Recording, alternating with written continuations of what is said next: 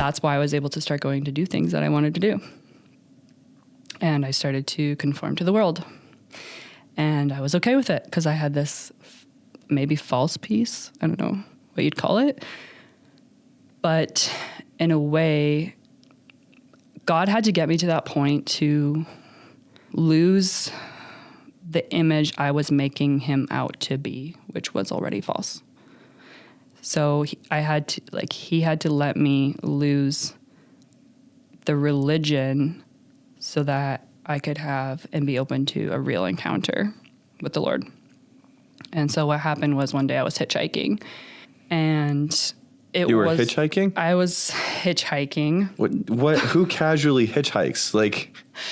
Yeah. Was your husband there? No. Where were you going? I was going to Victoria, and this is like the capital of, I was going to Victoria because this was like during all the political unrest, and I was like, I'm going to go and support whatever these guys are doing. Was this like the truckers? Yes. Really? Yes. So I was thinking I wanted to do something, and that was going to be my part in it. So you're like a rebel with a cause, kind of. Yeah, for sure. Wow. So I actually started to like connect with this radio app, and these guys were talking about like spiritual things on there. And I was like, well, I have a question for you. And they're like, well, you can chat on the side chat. So I did that.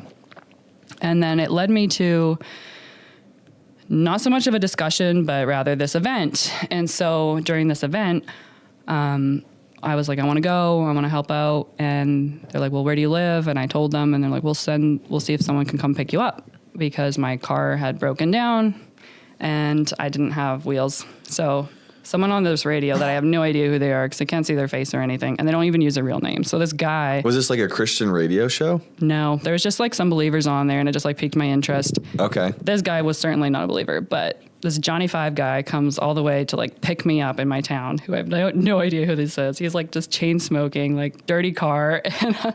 And I'm like looking at my husband like, you're going to let me go in that? And he's just like, I guess. So I was just like, okay, whatever. God's hand was on it. And so I get in this guy's car, and like partway through. But you didn't even believe in God. I believed in God. I just didn't think I had the right God. Okay. Right. Got it. So you're saying God's hand was on it, but you're saying that like in hindsight. Retrospective. Got yes. it. Like he was orchestrating, he was using this.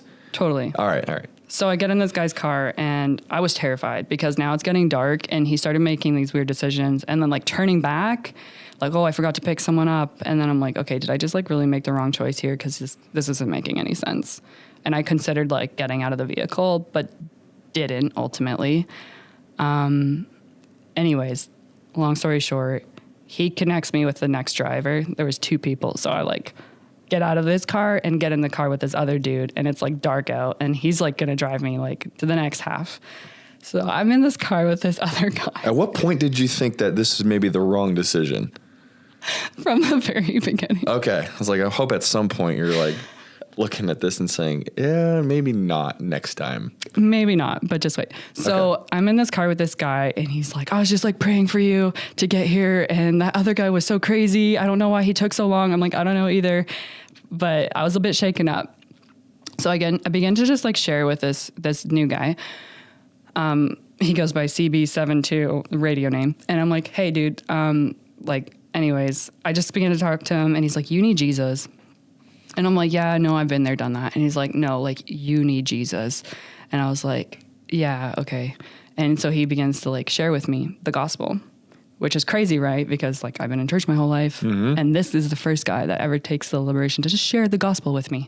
And I'm sitting here being like, maybe he knows, maybe he does know something I didn't know. Cause that was the other thing. I was like, maybe we were missing something.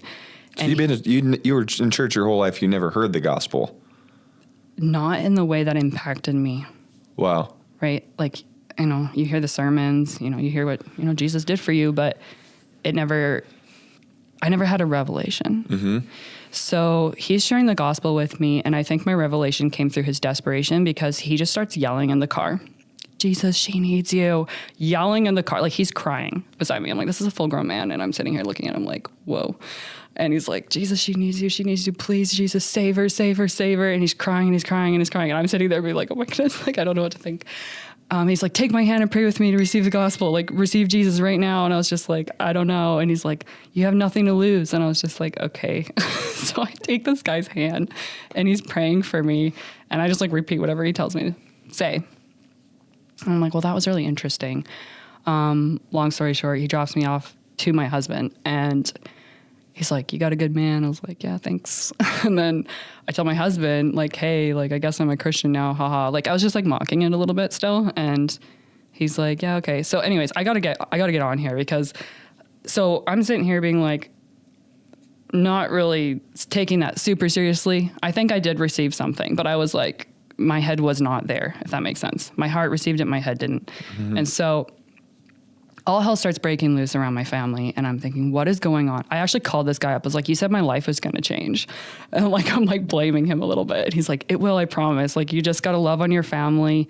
And I'm a little bit on their side right now because now you know better. And I'm just like, wait, what? Like, okay. So he, gave me some hard truth and I took it and I applied it and I started to do whatever he told me to do. So I started loving on my family, giving them grace, not letting my emotions like rule me.